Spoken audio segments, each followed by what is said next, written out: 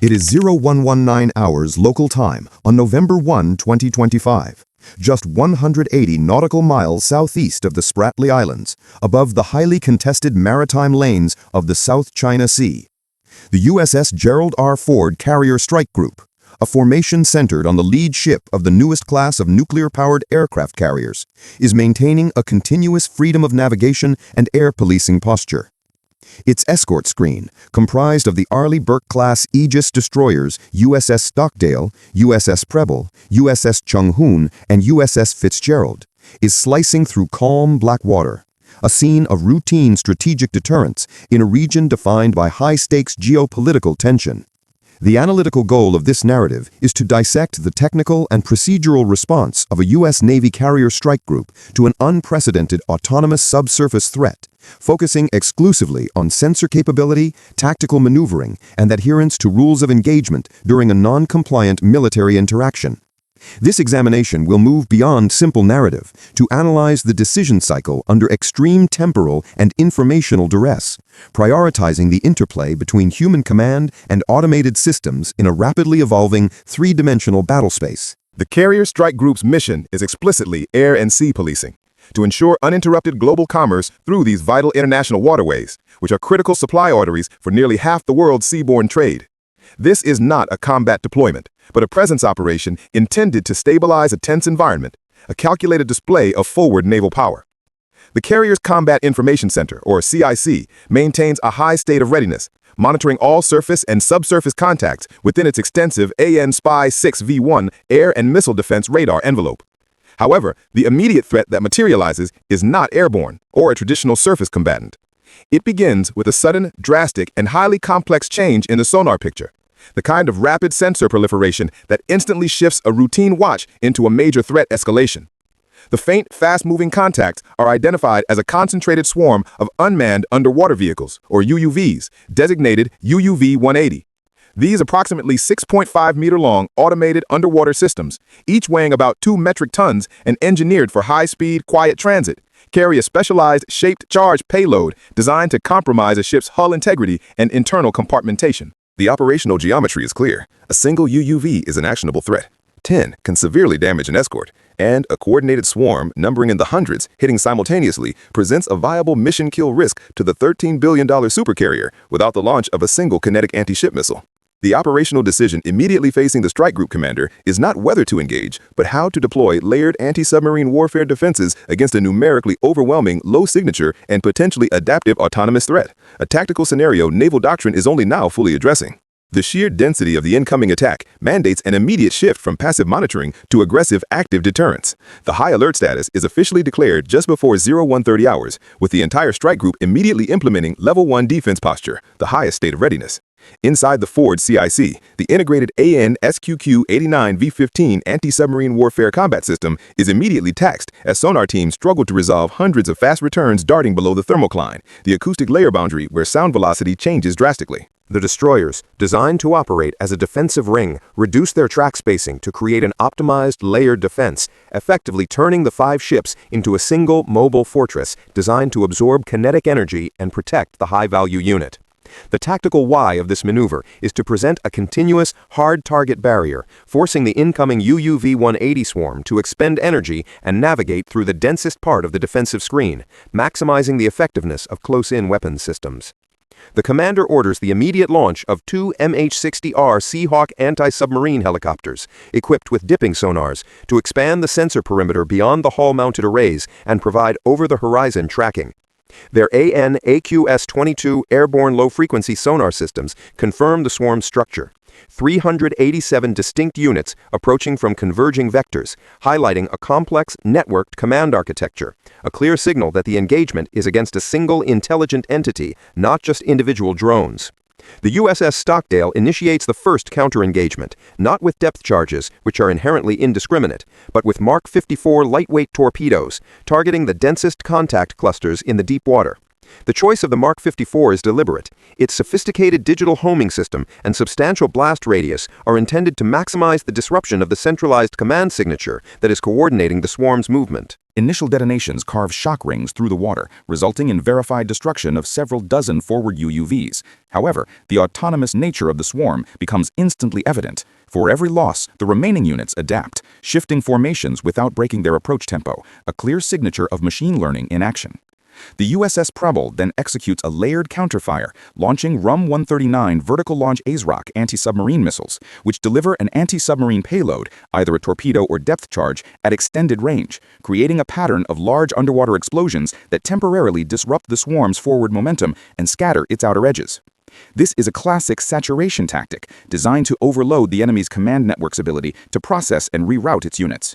Crucially, the swarm immediately reacts by diving deeper, utilizing the thermal layers of the ocean, zones of abrupt temperature change that significantly distort and scatter active and passive sonar pings to mask their remaining approach paths.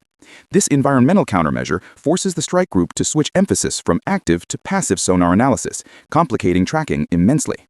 The USS Fitzgerald attempts to counter this sensor degradation by deploying its AN/SLQ-25 Nixie towed torpedo countermeasure system, which generates acoustic signatures designed to lure torpedoes and UUVs away from the main formation.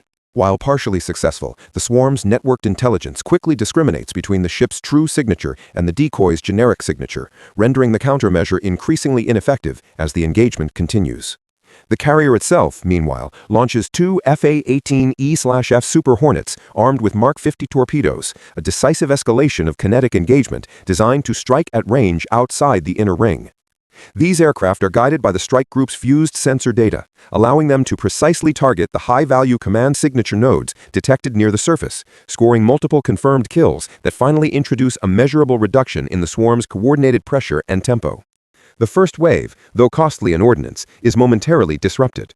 The decisive procedural action that transforms the engagement from defensive holding to tactical resolution occurs just as the second, smaller but faster wave of UUVs begins to press the inner defensive ring, a wave that exhibits real-time learning, weaving through sonar gaps and adapting its approach profile to avoid previously successful defensive patterns.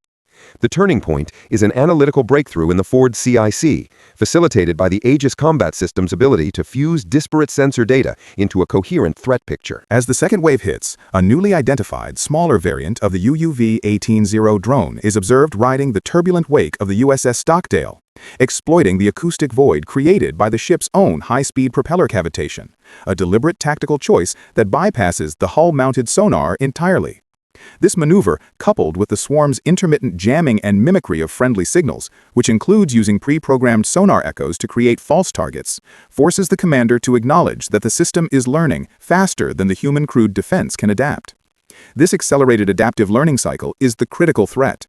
The high alert status resolves when the AN/SQQ-89 system's automated analysis filters through the noise, correlating the erratic movement patterns with a shift in the acoustic emission signature, identifying a pattern that corresponds not to random contacts, but to 12 significantly brighter, more stable signatures within the chaos. These are immediately identified as the high-level redundant command nodes, the distributed networked brains coordinating the entire swarm, essentially the nodes that transmit the adaptive algorithms. Recognizing this high-value target is the tactical pivot point, shifting the engagement from attrition to decapitation. The commander orders the last available MH-60R Seahawks to launch a coordinated cross-pattern volley of Mark 54 lightweight torpedoes aimed specifically at these 12 confirmed command signatures. In the digital battlespace, information is the only hard currency. This synchronized tactical strike, utilizing air assets for precision targeting against subsurface command nodes, maximizes the energy on target principle.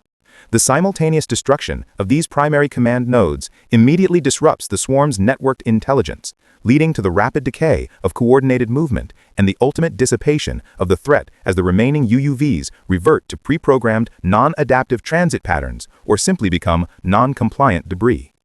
The resolution is the neutral, confirmed outcome that the massive, complex, autonomous attack has been defeated, but at a verifiable cost and with significant lessons learned that will immediately inform future naval doctrine. Post-engagement acoustic surveys confirm the destruction or operational incapacitation of all 528 detected UUVs, validating the strategy of command node targeting.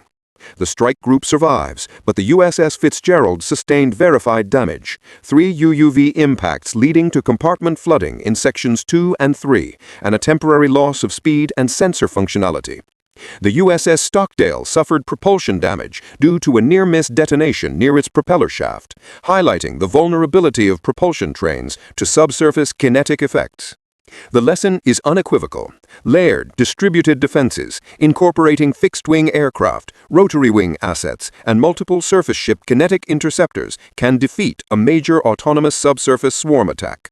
However, the system's ability to learn, adapt its tactics mid-engagement, and force the expenditure of millions of dollars in highly sophisticated anti-submarine munitions on comparatively cheap autonomous threats signals a significant and immediate shift in naval risk calculus. The high alert status is officially downgraded to Level 3, a heightened state of readiness for damage control, systems analysis, and ordnance replenishment, as the strike group maintains its patrol pattern, cataloging every piece of telemetry from the exchange.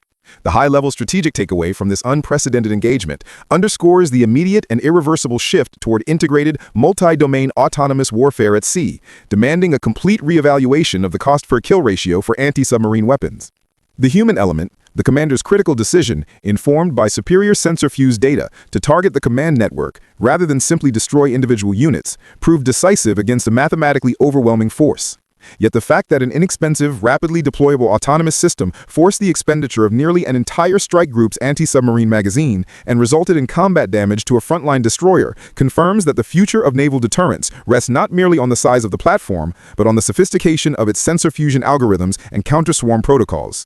Modern naval power increasingly relies on the speed and precision with which network systems can analyze a fluid threat and execute highly kinetic orders, a reliance that places systems engineering and operator skill at the core of future strategic control, far above brute force. The engagement concludes with an intact but bruised carrier strike group sailing onward in waters that just moments ago hosted a silent, invisible war where machines fought machines, and the line between survival and catastrophe was dictated by milliseconds of computational speed and the iron discipline of the involved aircrew and naval personnel.